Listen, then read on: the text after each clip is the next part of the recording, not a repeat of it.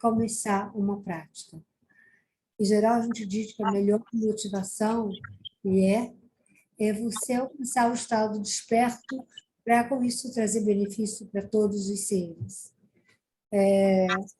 Bom, essa é a grande aspiração. Mas se a gente tiver uma pequena aspiração, que é se tornar uma pessoa melhor, um ser humano, a nossa melhor versão como ser humano, isso já é bom dessa. Então, a gente olhando para essa pequena motivação que faz com que a gente se encontre todas as segundas-feiras, a gente pode também pensar nessa motivação maior e aspirar um dia a conseguir realmente ter essa grande motivação. E para isso, então, a gente faz agora, toma o refúgio. A gente, na nossa tradição, toma o refúgio no Buda, aquele que alcançou o estado desperto, o Dharma, o caminho, os ensinamentos, e na Sangha, desde da Suprema Sangha, a Sangha Arya Sangha, Sangha do Buda, até essa Sangha que é essa reunião nossa aqui juntos. Então, vamos lá, Gilberto? Até alcançar a iluminação, eu me refugio no Buda, no Dharma e na Assembleia Suprema. Pela prática de generosidade e de outras perfeições, possa eu me tornar um Buda para beneficiar todos os seres. Até alcançar a iluminação, eu me refugio no Buda, no Dharma e na Assembleia Suprema. Pela prática de generosidade e de outras perfeições, possa eu me tornar um Buda para beneficiar todos os seres. Até alcançar a iluminação, eu me refugio no Buda, no Dharma e na Assembleia Suprema. Pela prática de generosidade e de outras perfeições, possa eu me tornar um Buda para beneficiar todos os seres. Sendo tomado refúgio e com essa aspiração de nos tornarmos um Buda para beneficiar todos os seres, para fazer benefício a todos os seres, sem exceção, a gente começa essa primeira prática da semana, né? Lembrando que é uma prática em que a gente tem que ouvir, contemplar, debater e meditar. A gente vai falar sobre conhecimento, verdade e sabedoria. E então a gente começa com o louvor ao Buda da sabedoria, ou a sabedoria de todos os Budas, na figura de Manjushri.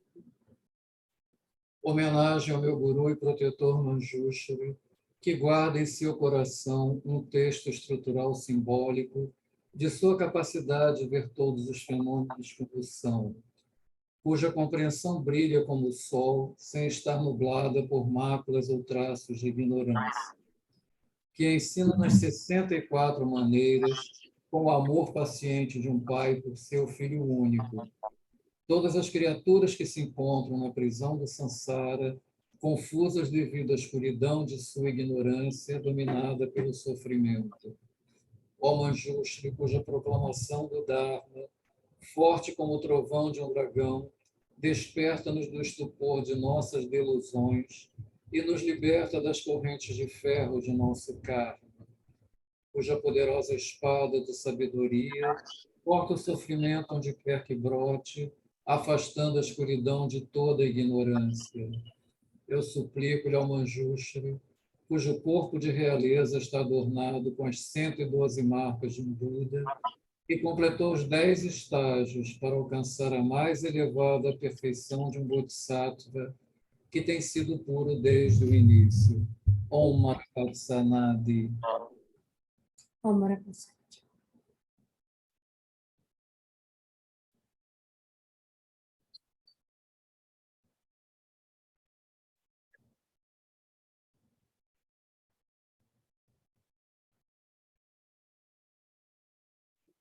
eles estão recitando 108 vezes.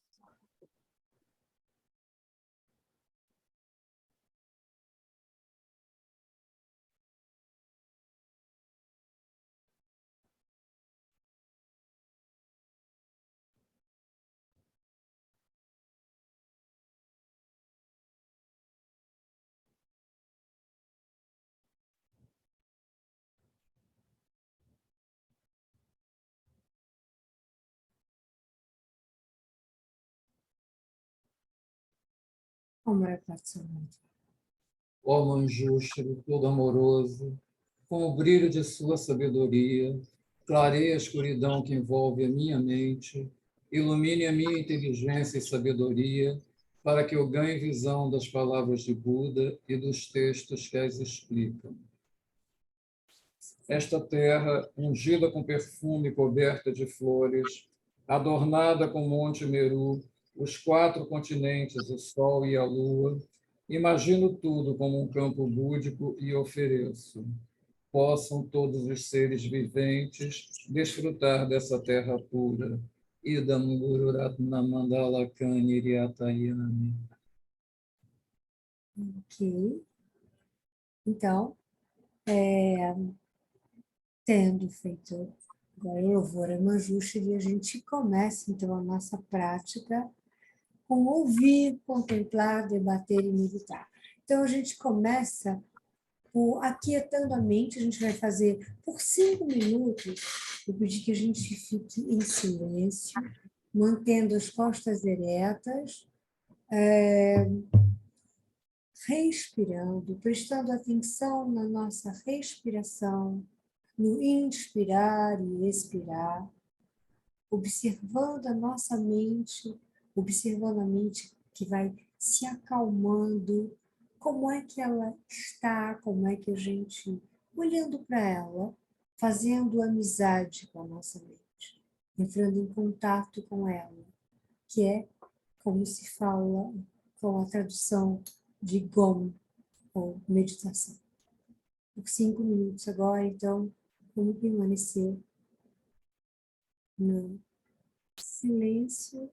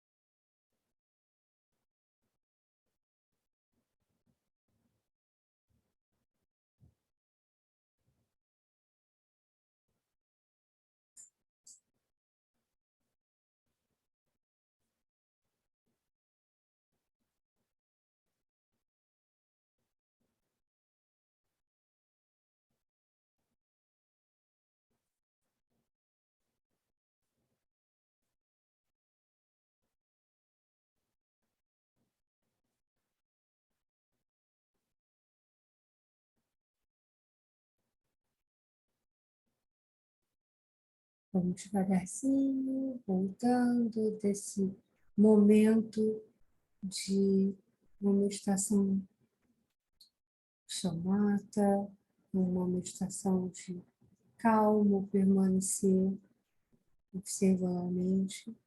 E vamos agora, então, começar a nossa prática com ouvir. Vocês, Gilberto.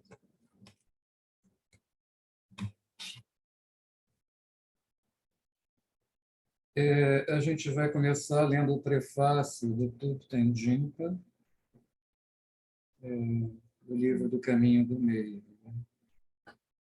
Este livro, baseado em uma série de importantes ensinamentos budistas que Sua Santidade o Dalai Lama proferiu em Toronto em 2004, apresenta uma ampla explanação dos preceitos fundamentais do budismo Mahayana, tal como são entendidos na tradição tibetana.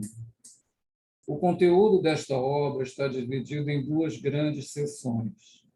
A primeira apresenta o caminho budista para a iluminação, com base em uma explanação dos 3 capítulos chaves das estrofes fundamentais sobre o caminho do meio, Mula Madhyamaka Karika de Nagarjuna, professor indiano do século II.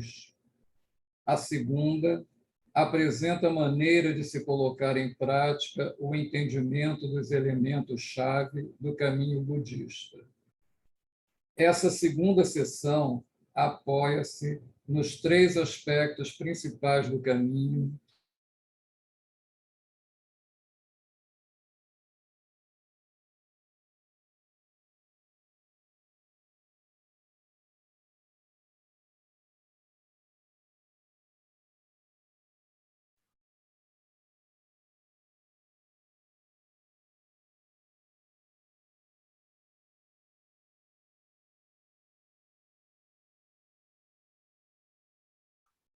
Travou, né, Nando? Está travada a imagem dele.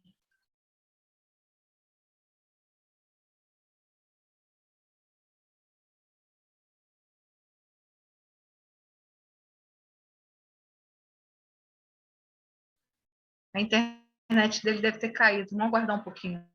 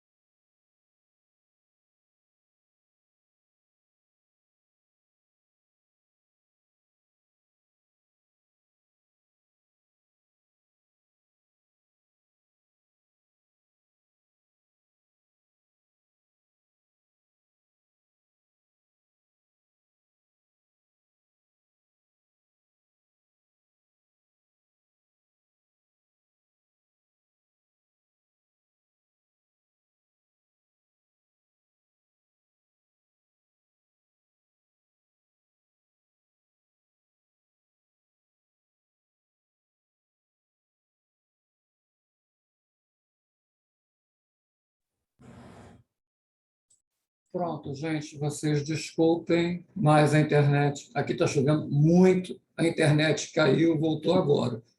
Se não voltar desse jeito, se cair de novo, a gente vai tentar continuar ou pelo tablet ou pelo celular.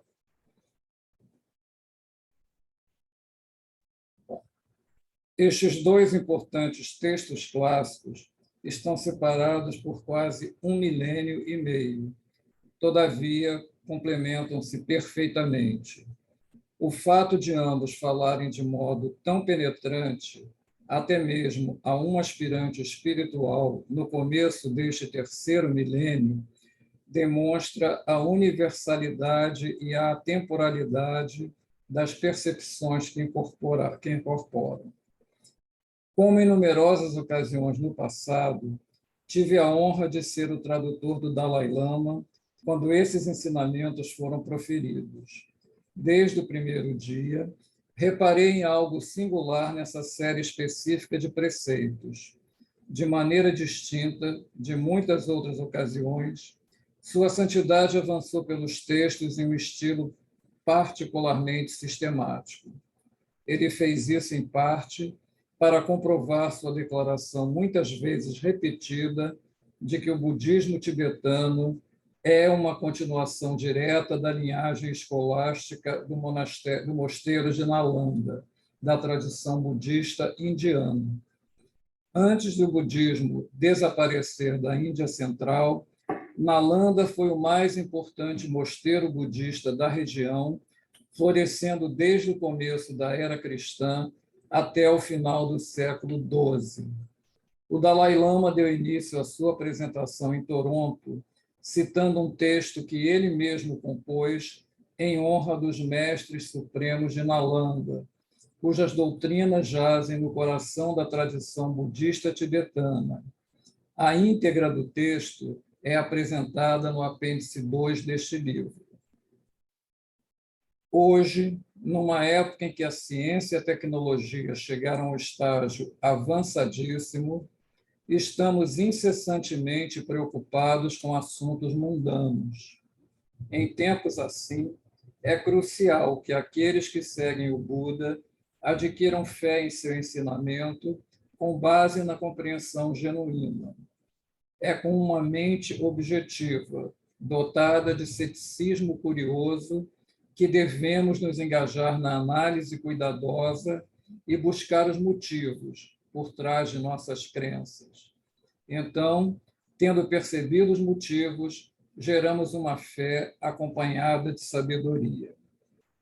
Um aspecto central daquilo que o Dalai Lama chama de tradição de Nalanda é a ênfase na abordagem do Buda Dharma, não apenas por meio de fé e devoção, mas também de indagação crítica.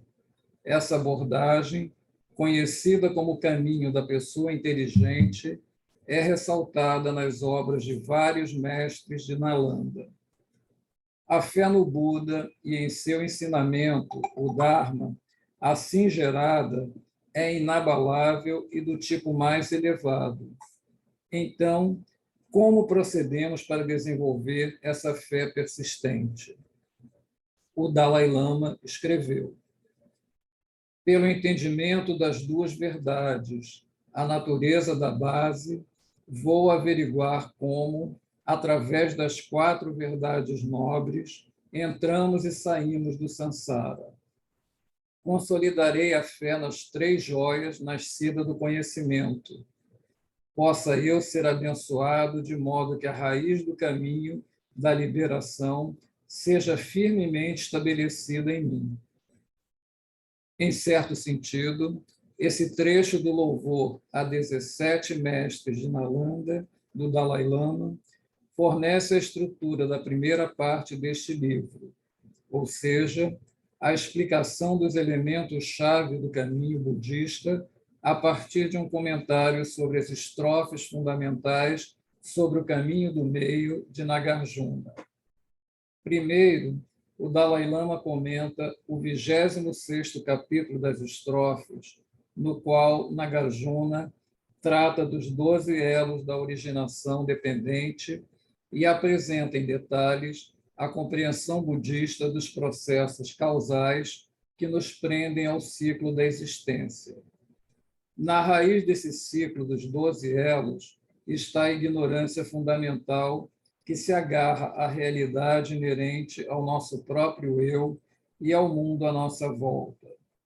Segue-se uma reflexão sobre o capítulo 18, que aborda a interpretação de Nagarjuna a respeito do ensinamento do Buda sobre o não-eu, Anatman, a ausência de um eu não apenas da pessoa, mas também de seus 5 componentes psicofísicos. É esse capítulo que apresenta a doutrina da vacuidade, que, de acordo com Nagarjuna, constitui o modo absoluto de ser de todas as coisas. A vacuidade, para usar as palavras do próprio Nagarjuna, é tatata, talidade, paramartha, verdade absoluta, e dharmata, a própria realidade. Por fim, em seu comentário sobre o capítulo 24 de Nagarjuna, o Dalai Lama explica por que o ensinamento desse mestre sobre a vacuidade não é uma forma de niilismo, mas, de fato, consiste no entendimento da realidade que nos permite avaliá-la em seu aspecto convencional. Apenas essa noção de vacuidade torna as operações de causa e efeito sustentáveis. Sua Santidade esclarece de que forma o sistema de Nagarjuna entrelaça de modo inseparável vacuidade, verdade absoluta, e originação dependente, verdade relativa. Mesclando exposição lúcida e análise penetrante, e incorporando insights de comentaristas abalizados, como Aryadeva, do século II, Chandrakirti, do século VII, e Tsongkhapa, que escreveu no começo do século XV, o Dalai Lama permite que os versos do texto de Nagarjuna revelem sua profunda percepção da natureza da existência. Do início ao fim, o Dalai Lama jamais desconsidera que, em última análise, os ensinamentos sobre vacuidade devem estar relacionados à nossa existência pessoal e gerar um maior entendimento sobre o mundo ao nosso redor. Conforme coloca Nagarjuna, o propósito da lição sobre a vacuidade é propiciar a fixação na existência inerente tanto do próprio eu quanto de todos os fenômenos, de modo que obtenhamos liberdade genuína. A segunda parte deste livro apresenta os métodos para se pôr em prática o entendimento do caminho budista. Nessa seção, Sua Santidade oferece uma linda explanação dos tão conhecidos 3 aspectos principais do caminho de Tsongkhapa, a saber, a renúncia verdadeira, a mente altruísta do despertar e a visão correta da vacuidade.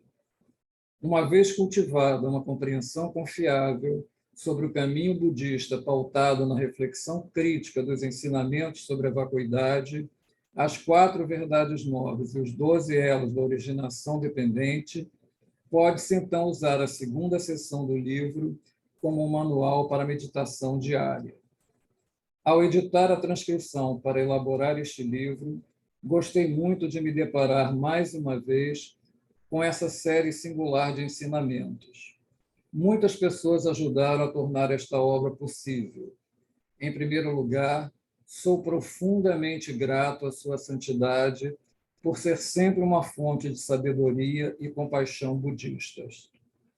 Agradeço à Associação Canadense Tibetana de Ontário, em especial seu presidente, Norbu Tsering, por organizar a iniciação de Kala Chakra de 2004, ocasião em que foram proferidas as lições de Sua Santidade apresentadas neste livro.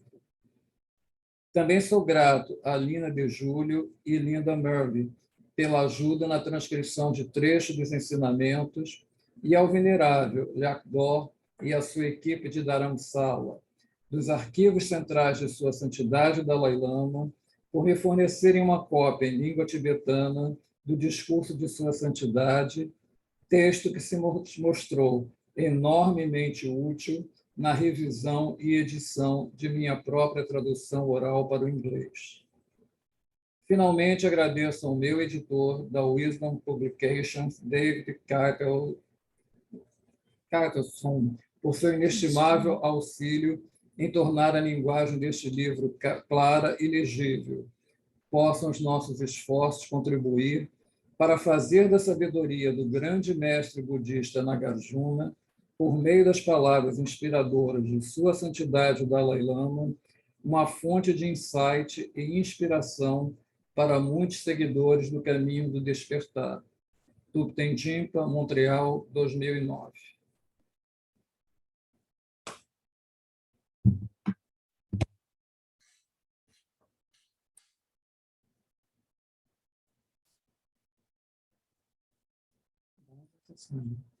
Bom, a gente leu esse primeiro parte, esse prólogo, e que o livro foi apresentado para a gente, né? Apresentado a estrutura desse livro e o que a gente vai ler e como é que o que a gente vai estudar. Eu acho que é interessante a gente poder saber o que a gente espera, né, desse estudo. E aqui, diante do que a gente leu, acho que é um momento legal para a gente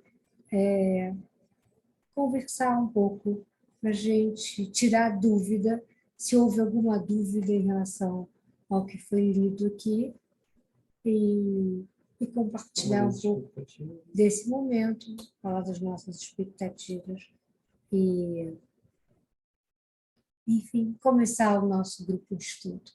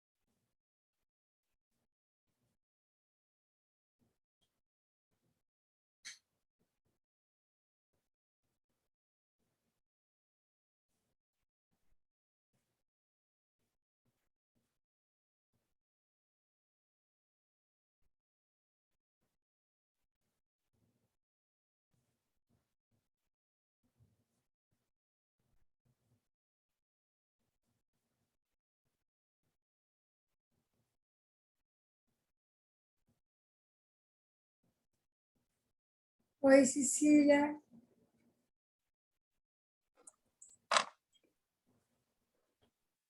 Aqui entre nós já me fizeram uma provocação assim secreta, sabe? Aquelas mensagens que não vai para todo mundo, vai só para você. E aí, Cecília? Olha, eu acho que é tão bom a gente poder olhar para isso tudo, ouvir, depois de um tipo de experiência que alguns de nós vivemos recente, buscando, eu acho que assim, para mim a maior expectativa é essa sinalização para encontrar o caminho do meio, porque eu sinto que às vezes você cai no extremo, cai no outro extremo, e aí você não tem muita noção do que você pode ou não pode entender mesmo, porque às vezes o entendimento da gente é aquém daquilo que a gente gostaria. Então, assim, eu acho que se hoje eu tivesse que... a minha maior motivação nesse momento é que esse livro possa nos trazer para o caminho do meio, no dia a dia, na vida, nas relações, na prática, nos estudos, porque eu ainda me sinto assim, oscilando, assim, não tenho aquela firmeza. E a única coisa que me preocupou é que parece que ele vai cair um pouco mais para a questão da vacuidade e da sabedoria, não sei. Eu acho que eu vou sentir, quer dizer, aquela coisa das duas asas do pássaro.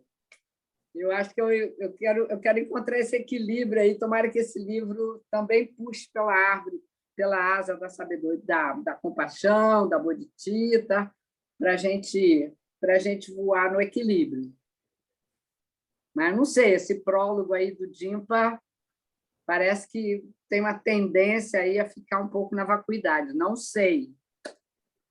Então, eu vou ficar ali na busca da batida perfeita, do caminho do meio. É isso. Cecília, pode ficar tranquila que o autor do texto manda bem. Não tenho dúvida, não tenho dúvida. Gente, eu também tinha curiosidade quem está chegando agora, porque enquanto eu estava lendo, eu estava pensando o que eu ia achar se eu estivesse chegando aqui de primeira vez e ouvindo tudo isso que eu estava lendo. Se não ia me dar a sensação de que vou embora, que isso aqui não é para mim, é muita coisa. Eu queria ouvir um pouco assim de quem está chegando agora, que impressão que deu dar de cara com essa explicação do Dimpa, né? Assim como tocou a Cecília, como é que tocou os outros, né? Oi. Oi, Fernando. É a primeira vez que eu estou participando disso. Eu acho que eu mandei mensagem para alguém que estava em algum tipo de...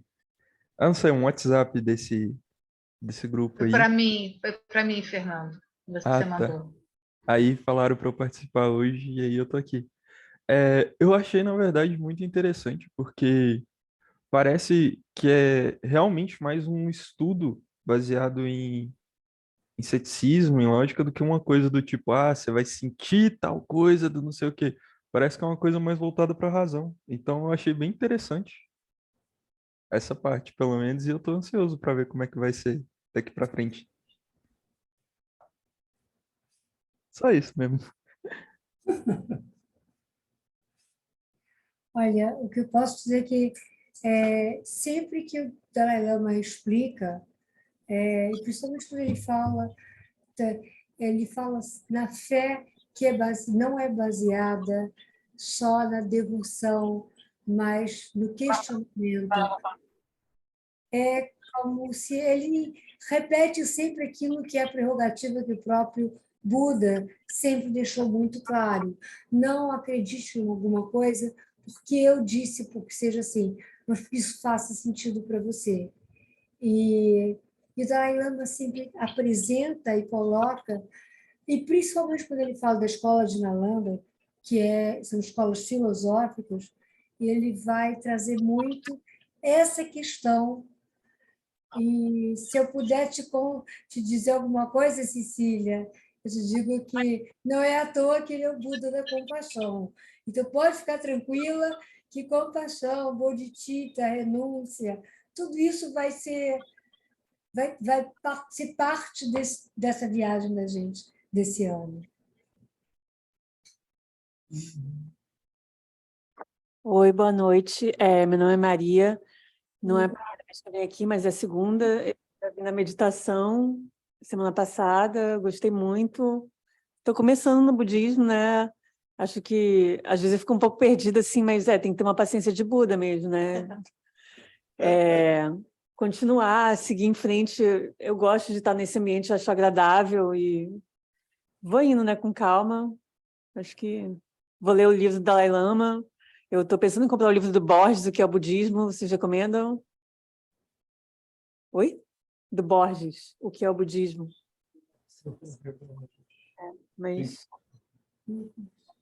talvez, mas de qualquer forma eu vou indo com calma, né? Talvez você vá contar para a gente depois o que você achou. Olá, boa noite. Sou Marcela, também é meu segundo encontro aqui. Eu tenho me deparado com alguns desses conceitos em outras linhagens do budismo tibetano e realmente sempre paro e sempre peço ajuda aos universitários, porque realmente espero que chegue aqui e realmente ajuda esses conceitos, né? Realidade última, realidade relativa, para Dharmata, são conceitos extremamente complexos, no meu ponto de vista. Mas acho que é para isso que a gente está aqui, né? Estou aqui para aprender. Peço ajuda aos coordenados e universitários mais avançados. Patrícia, se você tiver paciência de falar de novo.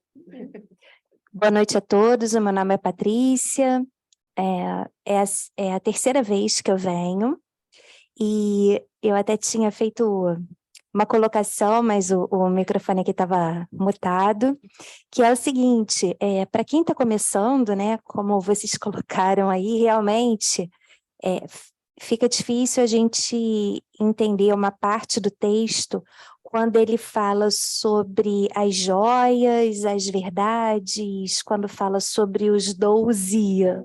Elos da originação dependente. Isso, 12 elos da originação dependente, porque eu não sei do que se trata. Então, eu até perguntei se...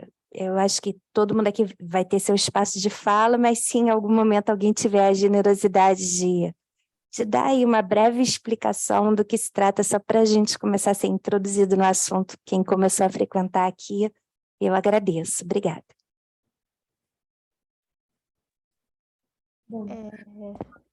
Vocês conseguem me ouvir? Oi, Cíndia. Olá, é minha primeira vez também, aqui pelo menos ao vivo, mas eu venho vendo alguns vídeos gravados da meditação e venho tendo meus estudos, né, lendo um pouco, pretendo também adquirir alguns livros e aumentar meu conhecimento. Bom, como a última pessoa disse, desculpa, eu não lembro o seu nome, mas alguns termos realmente são difíceis, principalmente para algumas pessoas que vêm, né, de primeira vez, assim. Mas as minhas expectativas é que eu consiga, assim como em todas as coisas que eu venho fazendo no budismo, é aprender e evoluir um pouco mais, mesmo que um pouquinho, pelo menos eu já escutei algum termo, pelo menos eu vou aprender algum termo, e isso para mim já é muito valioso. E aí eu agradeço vocês de terem esse espaço aqui, e se conseguirem explicar também, vai ser muito legal. Obrigada.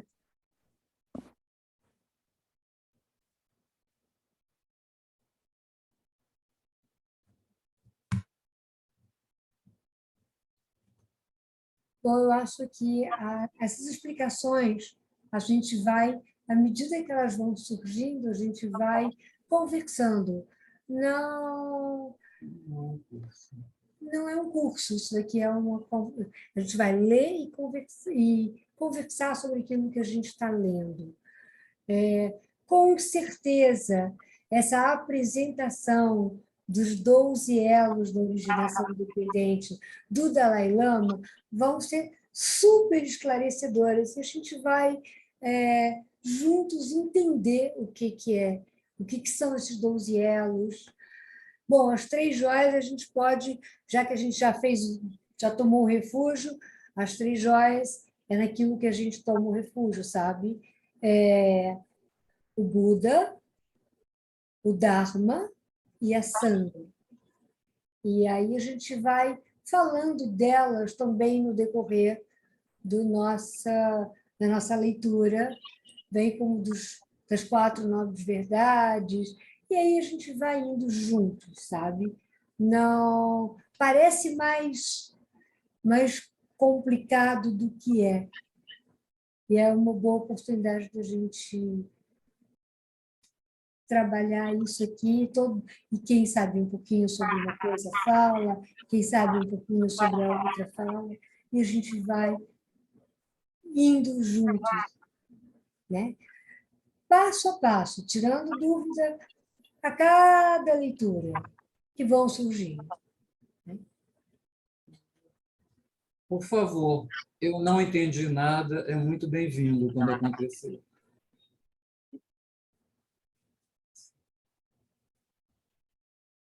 Oi, Cecília. Não, eu acho que está dando alguma interferênciazinha dali do Shiwalya.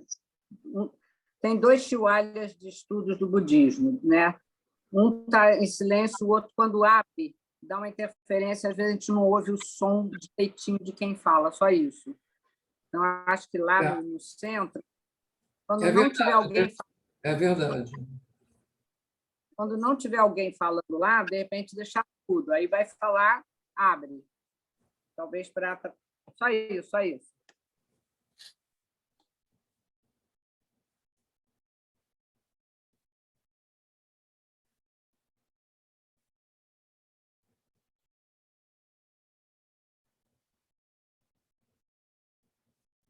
Agora, para quem puder, daqui para frente, ajuda muito quem puder comprar o livro, quem quiser comprar o livro, ler antes e trazer as questões, trazer as dúvidas e, principalmente, a experiência. Como é que me bateu ler? O que eu senti à medida que eu estava lendo? Isso me remeteu a alguma coisa que eu acho importante ou que não sei porquê, mas trazer sempre aquilo que, como para ficar uma coisa bem da minha vivência, da minha experiência e da minha descoberta. Porque o texto já é uma aula. A gente fala assim muito, para aprender, Sua Santidade está dando uma aula. E a gente, enquanto alunos, vai aqui discutir, debater, bater cabeça, errar. Então, pensem sempre que é um espaço de troca. Acho que essa leitura, né, pode ser que a gente vai tentar fazer capítulo a capítulo. Então, se a gente terminar de ler um capítulo, ou a gente, se precisar, a gente vai ler de novo e de novo. Enquanto ele não estiver bem entendido, a gente não passa adiante. Mas, à medida que a gente termine e feche, a gente recomenda que se leia o próximo capítulo. E assim a gente vai juntos, trazendo as dúvidas, lendo juntos, mas, ao mesmo tempo, trazendo as dúvidas do que a gente leu anteriormente. Né? Pela experiência que a gente tem do grupo, é comum haver uma necessidade de reler, de voltar para coisas. Não tem pressa, gente. Não é que tem que ser a cada dia uma coisa. A gente vai lendo e vai sentindo se está visto. Se precisar voltar, a gente volta. Se precisar rever, a gente revê. É um grupo de estudos, tá? Não é uma aula. Eu queria comentar que no livro anterior, que era um livro um pouco grande, grosso, alguns capítulos eram menores, alguns capítulos eram maiores. Esse é um livro mais fino, eu não estou com ele ainda, para dar uma olhada na extensão de cada capítulo, mas a minha sugestão é que os capítulos longos, vocês aí podem avaliar a possibilidade de fazer meio capítulo, sabe assim? Porque o capítulo muito longo, ele fica muito extenso para a gente refletir, contemplar, meditar e debater, é como se fosse muita coisa para pouco tempo. Então, talvez os mais curtos a gente lê inteiro, mas o capítulo que for muito longo, dá uma pausa aí para a gente digerir melhor, porque é um livro pequeno, não é um livro muito extenso, muito grosso, muito grande, mas deve ser um livro profundo, imagino. Muito. É pequeno, mas rende. Você não faz ideia. Agora, isso que a Cecília está fazendo agora é uma coisa que a gente acha legal. Dar sugestão, dizer, olha, eu acho que ficaria melhor se a gente fizesse assim, eu acho... Porque o grupo é nosso, tá? Nosso, que eu digo de todos que estão aqui. Então, o formato que ele vai ter ao longo do tempo depende da demanda de todos. Então, fiquem à vontade para dizer, olha, não gostei, desse jeito não ficou bom, vamos tentar desse jeito. Se apropriem do grupo.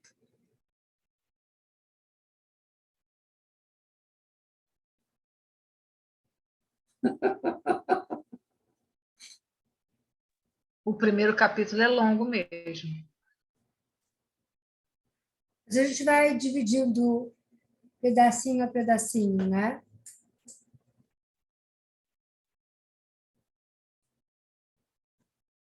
Ninguém tem pressa, a gente tem muitas vidas, né? Para chegar lá. Então, tudo bem, né? E aí vai nesse ritmo. E ficou longo, ficou grande demais, vamos diminuir, então aumenta mais. Porque vai dar naquela coisa de você ler um pedaço pequeno, aí surge uma questão. Ah, não, mas isso está no final do capítulo. Isso aí, gente, vai se acostumando, vai acontecer muito.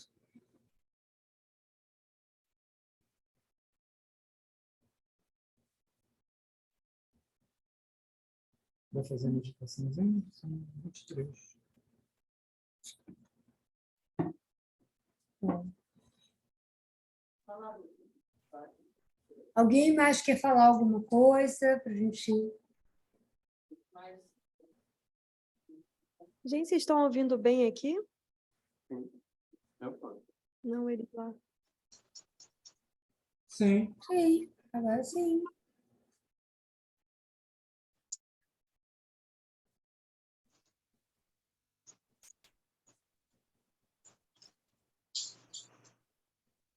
Meditemos e fechamos.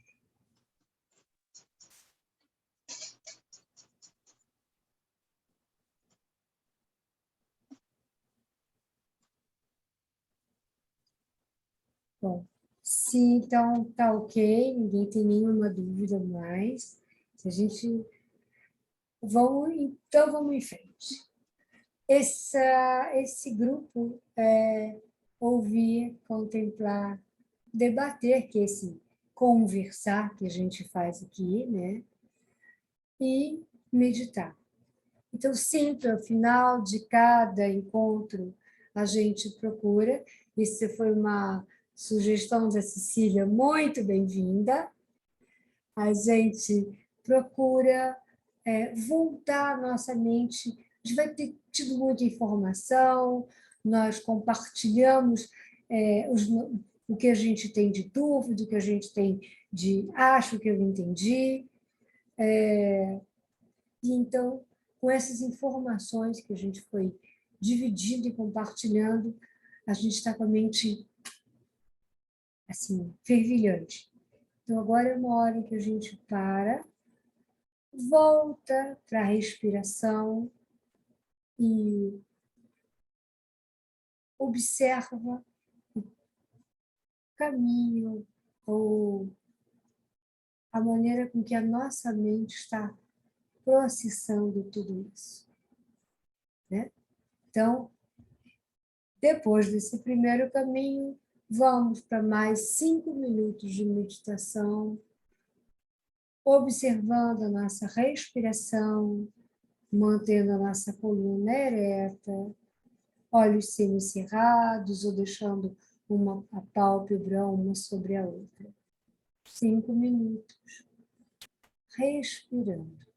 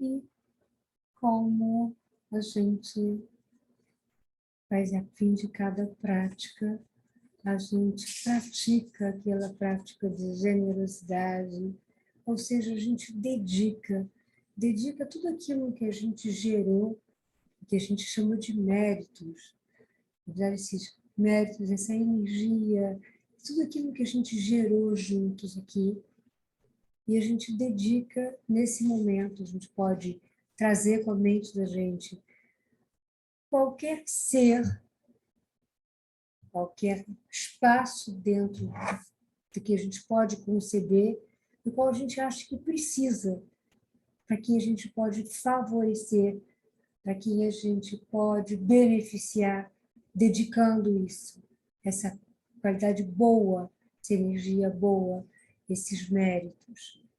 E a gente também, se a gente puder alcançar essa dedicação maior, que é dedicar para todos os seres, sem qualquer exceção, que a gente faça, a gente tente fazer. Que os méritos deste encontro se expandam e toquem a todos. Que o Mestre Universal da Paz e da Compaixão, Sua Santidade Dalai Lama, bem como todos os mestres de todas as tradições que veiculam uma mensagem de paz, tenham longa vida. Que todos estejam a salvo de gerar pensamentos negativos, o obstáculo mais destrutivo. Que estes pensamentos nunca surjam em nossas mentes. Ao longo de minhas muitas vidas e até este momento, que todas as virtudes alcançadas, inclusive os méritos gerados por esta prática, sejam dedicados para o benefício de todos os seres sencientes. Possam doença, fome, guerra e sofrimento diminuírem para todos os seres, enquanto sua compaixão e sabedoria aumentam nesta e em vidas futuras. Possa eu rapidamente compreender todos os fenômenos, como tão insubstanciais quanto o tecido dos sonhos durante a noite, e possa eu imediatamente despertar para realizar a manifestação de sabedoria pura no surgir de cada fenômeno. Possa eu rapidamente alcançar a iluminação para trabalhar sem cessar para o benefício de todos os seres sencientes, sem qualquer exceção. Que a suprema joia da Bodhicitta que não surgiu, surja e cresça, e a que já surgiu nunca diminua, mas aumente cada vez mais e mais. Dedicamos quaisquer virtudes acumuladas para o benefício dos ensinamentos de todos os seres sencientes, e particularmente para que a essência dos ensinamentos do venerável Losandrapa brilhe para sempre. Joia que concede e realiza desejos, fonte de toda a felicidade deste mundo, sem exceção, ao incomparavelmente gentil Tenzin Gyatso, eu suplico que todos os seus sagrados desejos sejam espontaneamente realizados. Ó Lama que mantém o caminho moral do conquistador, que serve como generoso que tudo suporta, sustentando, preservando e espalhando a doutrina vitoriosa de Manjunath, que realiza com maestria orações magníficas honrando as três joias, Salvador meu e dos outros seus discípulos, por favor, tenha uma longa vida. Esta terra, ungida com perfume e coberta de flores, adornada com Monte Meru, os 4 continentes, o sol e a lua, imagino tudo como um campo búdico e ofereço. Possam todos os seres viventes desfrutar dessa terra pura. Idam Guru Ratna Mandala Kaniriatayami.